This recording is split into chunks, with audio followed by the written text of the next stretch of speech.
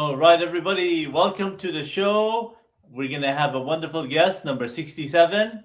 I'm going to go ahead and play the intro for you guys as we show our guest, and we'll be back with you in about a minute.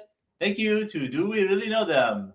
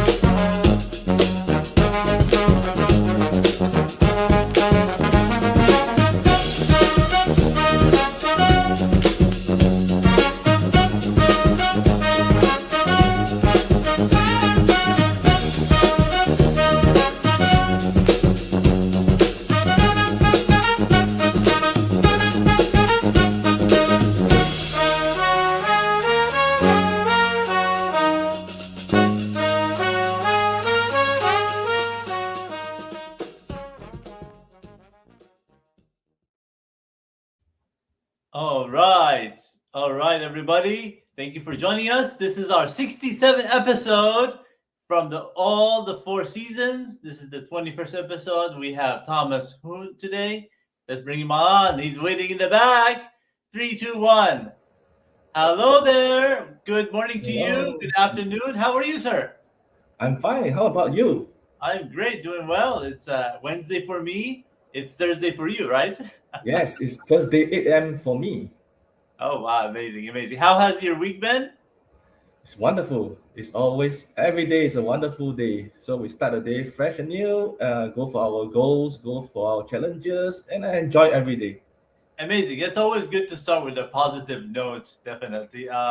Amazing. Tell us your name and where are you from? I'm actually from a sunny island called Singapore. I'm not too sure whether you know where Singapore is, but we are in the Southeast Asia. Amazing. And how do you pronounce your name?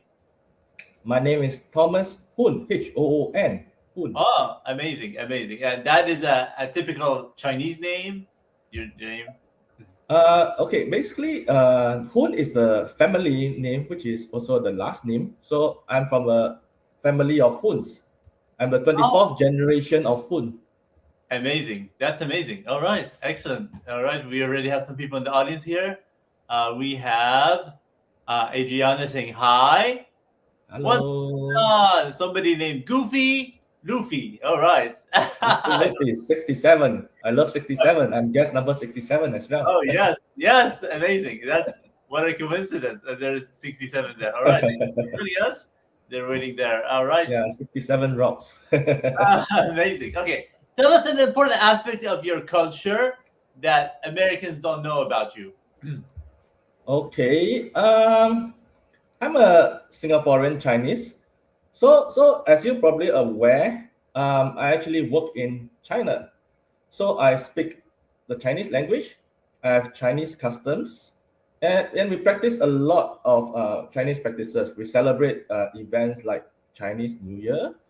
We celebrate Dumpling Festival. We celebrate Winter Solstice. So we follow a lot of the Chinese traditions. My grandparents came down from China to Singapore. And basically, my father was born in Singapore. I'm actually the second generation of Singaporean Chinese. So we practice a lot of Chinese customs. Amazing. So Singapore is actually borders Malaysia. Am I correct? Oh, yes, you are right. Okay, perfect. That's way far there, but you were born there. But that's amazing. I'm gonna show them a map here for people who don't know, and it's good for people to know culturally where that is, and then we'll get more into details about what you do and all that. It's more of a fun show, and let me see if this is sharing the screen. Okay, there we go. So you basically we'll talk a little bit about this here. So Singapore is like a peninsula. It borders some water here, correct? Yes, that's the streets of Malacca. Oh, okay, amazing, amazing. And do you like going to the ocean and like seeing the water there? I'm sure it's amazing. Different animals, right? Yes, but there's a lot of logistics and ships here because this is where ships from China go all the way to India. That's how they do the shipping. So it goes Oh, through these Straits of Malacca. So Singapore is actually at a very strategic point. oh, so they pass through this way and then they come down Yeah. here through this So the path. port, yeah, let me just have a look. The port is basically most of the port going to India comes from Guangzhou or Shenzhen. So from Aha. there, they'll sail all the way down towards this strait, go down to Singapore, probably stop over at Singapore from some refilling, then Yeah. before going to India and Africa. Oh, amazing, amazing. That's awesome. All right, excellent. I can stop the sharing here. Amazing. Tell us a little bit of the food and some of that's your favorite in this part of the world. Okay, I will first talk about Singapore first. I was born and grew up in Singapore, and I'm a Hainanese. So Hainanese basically come from a place in Hainan, in China called Hainan Island. And in Singapore, the Hainanese loves the Hainanese chicken rice. Ah, It's probably invented in Singapore, and we love to eat chicken rice because it's part of our culture. It's been known internationally, and my mom cooks the best chicken rice. That's why I fell in love with it. And typically, I'll go for a Singaporean breakfast.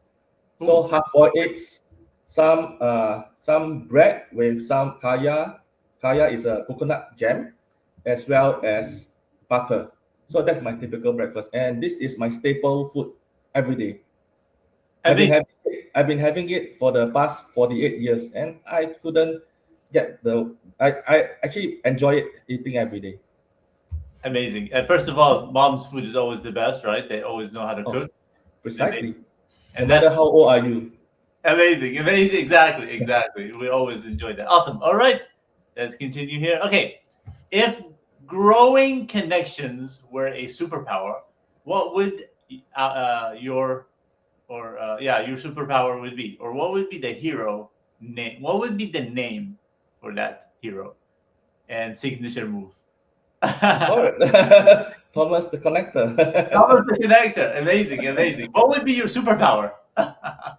Connecting people, bridging people from east to west, bridging people from Southeast Asia to China, bridging people from America to China and Southeast Asia. That's my connect. That's my superpower. That's what I do for a living, and that's what I enjoy doing every day of my life.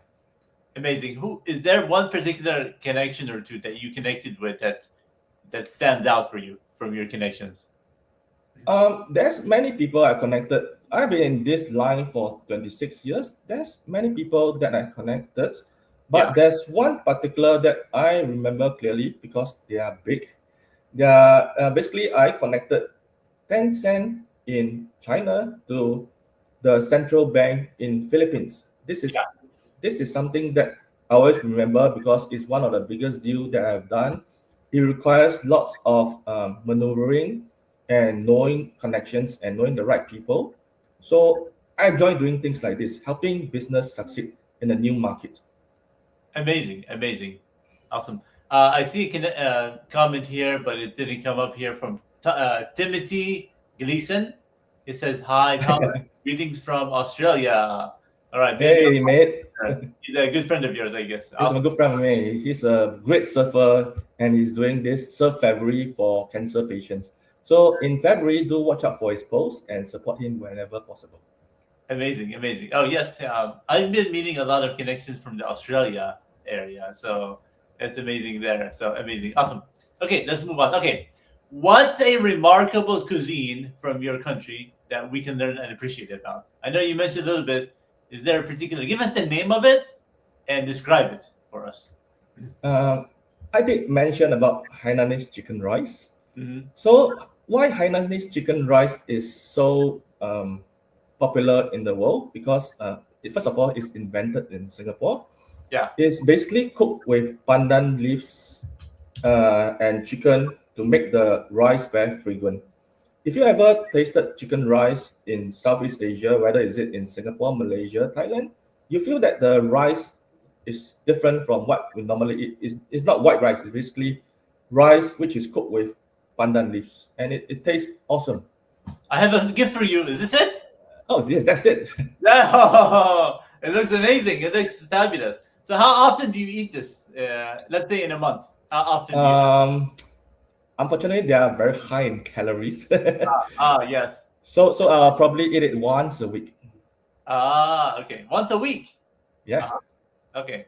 Well, I was saying once a month. How often? But once a week. Good. Okay. You can never say no to chicken rice. Oh, I'm sure it's all good. Anything with rice and chicken is always good, especially with chicken. It's amazing. I eat chicken and rice maybe once or twice a week as well too. So amazing. Okay. I'm sure the people got the name of that. Okay, let's continue here. Okay, what is one myth people believe or believes about doing business with China? Oh, this is a tough question. Yeah. China, as you probably know, is a big country. So when you talk about China, you are talking about so many different places. So I can only give experience based on where I am working in. So I'm based in a place called Guangzhou, which is southern China. So typically, when people talk about China, they think that China is producing cheap products. They think that if you want to buy cheap products, please go to China. But to me, it's totally different. It's no longer this case because China is moving up the supply chain. It's no longer just a cheap place for production. It's a factory. It's a full ecosystem. So why is the myth that China isn't cheap? Let me give you a real example. People talk about Apple moving to India, right? In the past 1 or 2 years, you see news about talking it. But the truth is, Apple is still relying heavily in China for manufacturing. Why? Because China has the entire ecosystem in place. The supply chain, skilled workers, factories, logistics, the speed is all there. So if Apple want to produce a new iPhone quickly, China can do it fast at scale. Yes, India built great factories too, but to reach the same level of ecosystem, it takes time. So people thought that if I want to produce something cheap, go to China. But no, China can produce good premium products too. So that's the myth that people actually misunderstand. And the other thing that people misunderstood about China is difficult to operate. China is different. Chinese government control the business. Personally, I've been there for 13 years. Yes, China is different, but it's not as complicated if you understand the rules. The truth is, if you understand how they operate and you connect with it, it could be one of the most rewarding place to build a business. Amazing. That's awesome. That's amazing. But yeah, good to talk about that and know that people think it's cheap and all that with the goods and all that. But everything is made in China, isn't it? Almost everything. Almost everything. Yeah. All right. Great. Let's go back here and go to the next one. Okay. Now, why do cross-border partnerships between China and other countries often fail? And I think you kind of mentioned this a bit. Oh yes, we actually read nightmare stories every time on the news. Why cross border partnerships fail? In my personal opinion, the biggest issue comes from different expectations about speed and communication, different negotiation styles, different definitions of commitment and trust, and lack of clarity of goals and timeline. So I can share an example of one of the company in Thailand in which I spoke to. They actually wanted to partner with Chinese manufacturer. So the Thai company expected a long and slow negotiation because they thought it would take months. But the Chinese manufacturer actually moved very fast. And when they didn't get a clear commitment from the Thai company, they stopped replying. So the Thai company got frustrated and said, hey, I spent money on buying the prototype. I spent money on getting a unit from you. And now you're not replying to me. You are unreliable. So that is the common theme which is happening in the market now. But the truth is, these Chinese guys are not unreliable. They are just being practical. Because in China, business moves very fast. And if you don't show commitment after a few months, they assume that you are not serious and they move on. The earth still rotates, business still continues. So that's a general misunderstanding and why partnership actually fails. Communication. Amazing, amazing. So with that, I would like to show a little clip here and see your reaction. Every day is a new opportunity to create the life you desire. Believe in yourself, and you'll be unstoppable. Embrace challenges as the stepping stones to your dreams.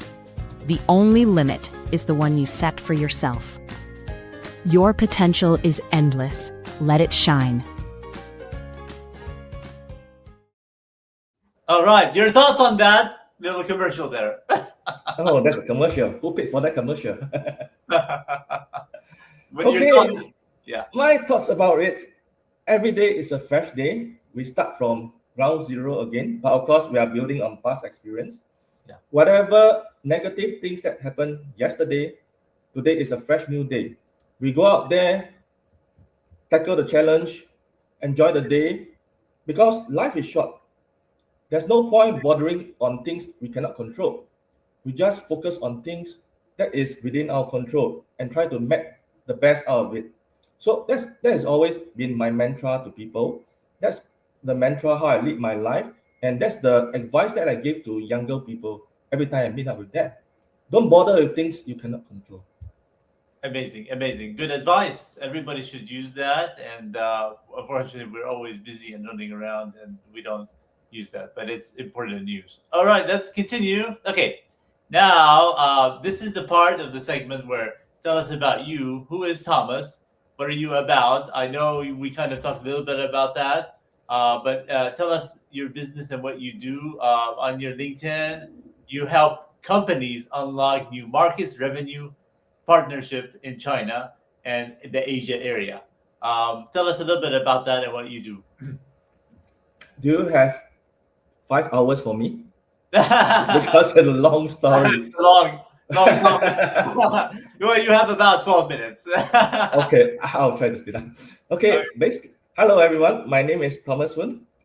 Basically, I'm a Singaporean who has been living in China for the past 13 years. I'm based out of a city in Guangzhou. So professionally, I've been in sales and business development for 26 years. I'm the founder of 5 startups. And today, I work as a business matching strategist, bridging business between China and Southeast Asia. So what exactly does a business matching strategist do? Basically, I help companies and entrepreneurs from different markets understand each other and the market better and discuss new opportunities, facilitate new partnerships and channels so they can build real sustainable collaborations. I also sit on the board of 2 companies where I help guide their strategy and growth. In addition, I also mentor startups at 2 incubation bases here in Guangzhou, which is owned by the Chinese government, working closely with founders as they build and scale their business. And beyond business, I'm also the cultural and tourism ambassador for the city of Guangzhou. So I love sharing what Guangzhou has to offer from its history, culture, and to its fast-moving innovation and business opportunities. So if you ever come to China, visit me in Guangzhou and I'll host you. Oh yeah, I would love that. I would love that. You taught us a lot of things there. What was been a challenge from your experience in what you did there in terms of trading and also helping with the markets? Anything there that was a challenge for you in your years of doing that? Oh, challenges. I can give you a 300 pages book. We all have challenges, definitely. Well, but some Okay. stand out more than others, right? Oh, yeah. Okay, I mentioned in the earlier part of the show, I'm a Singaporean Chinese. So I thought that going China to be easy because Chinese to Chinese, right? Yeah. I thought I understand the language. I thought the culture feels the same. Yeah. And I know some basic social cues. But the truth is, Singaporean Chinese also face real challenges in China. And I have definitely encountered them myself. For example, greetings can be tricky. In Singapore, hi, how are you? How's your day? In China, things are a bit more formal, especially in a professional setting. So you address people by their title. Yeah. For example, hello CEO, hello director, or sometimes their surname with a word general manager. So that's how we see. Then the other thing about challenge is terminology also can be a challenge. Even though I speak Mandarin, the business language is totally different. Certain words used in Singapore is not used in China. So I find myself being misinterpreted a lot of times. Then there's also this social side. You think that dinners and banquets, in Singapore, when we go out entertain our clients, basically we just go to a Western restaurant, basically we order our things and we talk about business. But in China, when it comes to dinner, it's a huge part of building trust. So I remember early being in dinner where toasts are expected. So cheers, right? So in China, when you are doing this toasting around, there's certain rules with regards to toasting. For example, your cup shouldn't be higher than the host. And when you are toasting people, you should let the host do it first. And you should do it from people on the left rather than people around the table. So there's a lot of rules with regards to this, which I learned when I was there. Amazing. I think Americans could learn from that as well. But it's amazing how all the cultures and the business and have like that. And you're saying that people are more, in terms of business, they're more like straightforward and they're serious about it, right? Here, you joke around and they're always silly in a bit. But that's interesting to know about that. That's awesome. Let me go.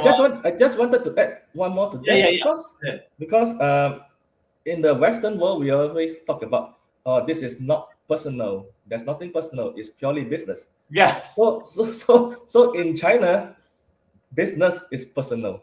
So we have to bring a different mindset when we engage them. Okay, amazing. And there's a reaction. I don't think she put a comment, but Lily Fong, I think, is a connection with you. She just did a comment or a reaction there. So if you guys want to comment, also we have our guests here. Wonderful, Thomas. Good morning. All right, thank you for joining. Okay, there's a couple more here questions, and we'll be done. Let me go back and show you. Okay, who do you share your learnings with, and how do you pass them on? Okay, I share my learnings in a few different ways, depending on the audience and the context. Firstly, you might be aware I write daily on LinkedIn. I like to share what I've learned from my work, the partnerships that I involve, the patterns that I see in the Chinese market, Southeast Asian market, because I find that writing helps me clarify my thinking. It also allows me to reach out different people across the world, like yourself, who actually reach out to me to attend this show. Yes. And secondly, I participate in fire chats and panel discussions. I don't like to give talks, but I participate in fireside chats because I believe in interactivity. People can ask me questions based on what they want to know. So it's more productive that way. And last but not least, I did mention in the earlier part of the show that I mentor students and founders. I mentor at a tertiary institution called Nanyang Polytechnic in Singapore, working with students who are learning about entrepreneurship and business development. I'm also mentoring with an organization called Yes You Can. So Yes You Can is a British-based learning institute. So there I work with young professionals, aspiring entrepreneurs who want to grow their skills and build their confidence.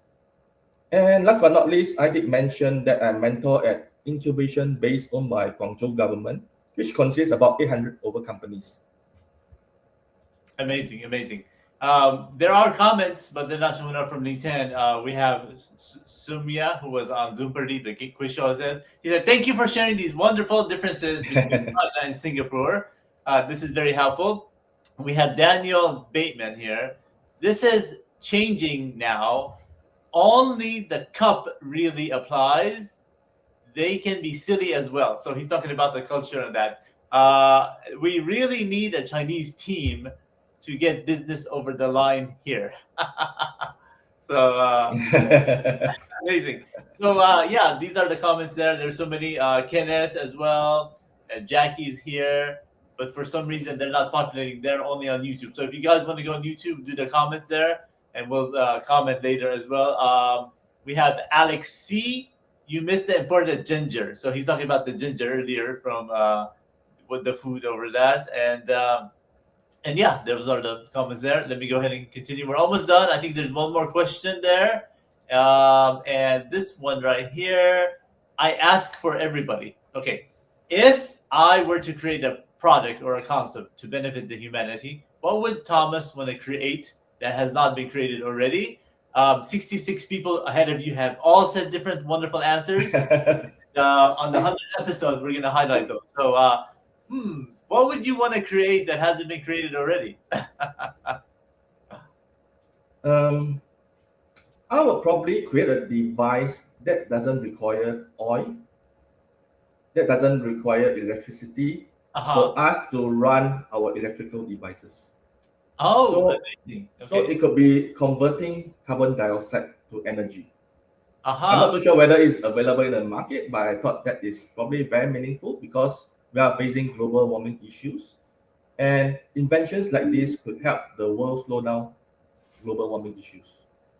Oh, that's interesting. Nobody said that before. So use devices without oil or electricity and make it that. And so maybe use water or what would you use to make them move, you know? Could be air, could be water, could be Uh-huh. wind. Wind, Oh. wind I think that's available. I think could be air, carbon dioxide, like I mentioned. Oh, amazing, amazing. Awesome. All right. We are about to end the program. I do appreciate you being on the program. We got to learn a little bit about you, about China, about what you do. Last closing thoughts that you'd like to tell our audience? Enjoy your day out there. Whatever trouble that is bothering you, they are just temporary. As long as your mindset is in the right place, you can achieve great things. Amazing. Yeah, that's the thing that a lot of people, when they're in that state at the moment, you have to make sure your mindset is when you're in a certain situation. People don't think about that, and I'm guilty. Everybody is, and so when you have that, you need to really figure out how you can change it, and that's amazing, amazing thought there about you. I appreciate you being on the program. Thank you, Thomas. You are number Thank you, 6. everyone. You will always be number 67. You are the 67th guest on the program. And any last minute, anything else you'd like to say and add? Just have a great day. All right, then. That was it. Let me play the outro. Guys, be back with us this Sunday at 12 Eastern. We have Melanie Richards, a wonderful lady in New York area who I connected with, and she'll be great on the program. Thank you for all the guests. Too bad we weren't able to see your comments in the stream here, but they're on there, and we're going to comment on you there, and Thomas will share the stream as well. I'm going to go ahead and put the outro. Stay with me here, and we will see you back on Sunday in a couple of days. All right, guys, stay with me, Thomas.